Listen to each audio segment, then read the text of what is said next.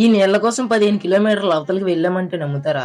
Welcome to day 5 vlog. Matter ఏంటంటే మా అన్నయ్య నేను కలిసి పంచదారులని పిలువబడి ఈ ధర్మలింగేశ్వర స్వామి దేవస్థానానికి అయితే బయలుదేరాం. ఈ దేవస్థానం వచ్చి మరి ఎక్కడో కాదు, మన అనకాపల్లి జిల్లాలోనే ఉంది.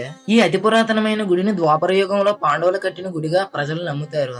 ఈ గుడి ప్రాముఖ్యత ఏమిటంటే ఈ ద్వారం గుండా వస్తున్న నీరు ఎలా వస్తుందో ఇప్పటికీ ఎవరికి తెలియదు. ఈ నీళ్లు తీసుకుని ఇంటికైతే బయలుదేరి సో రాత్రి అవగల మా కుర్రోళ్ళు ముగ్గురం కలిసి పక్క ఊర్లో పూజ ఘనంగా జరిగిందంటే వెళ్ళిపోయాం.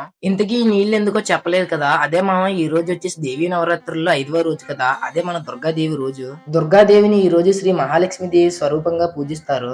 అమ్మవారిని పూల దండలతో మరియు నిమ్మకాయల దండలతో అలంకరించి వేపాకు తోరణాలు కట్టి పడి పూజలు చేస్తారు. శ్రీ మహాలక్ష్మి దేవి అంటే సంపద, అదృష్టం, శ్రేయస్సు, సౌందర్యం, సంతానోత్పత్తి మరియు సమృద్ధికి దేవత అయిన లక్ష్మి లేదా మహాలక్ష్మి అని అర్థం. మా అన్నయ్య భవాని పూజలో పాల్గొంటాడో లేదో తెలియదు గానీ అక్కడ వెలిగించే బాణసంచా దగ్గర మాత్రం బాధ్యత వహిస్తాడు. పూజలోకి వచ్చి భక్తి పాటలు వినంటే ఇక్కడ కూర్చొని బత్తాయి కబుర్లు చెప్పుకుంటున్నారు. మీ విలేజ్ లో కూడా ఈ రోజు పడి పూజలు నిర్వహిస్తే కామెంట్ చేసేయండి. వెళ్లే ముందు మన అకౌంట్ ని సబ్స్క్రైబ్ చేసుకోండి మామ. D6 వీడియోలో కలుద్దాం. అంతవరకు బాయ్.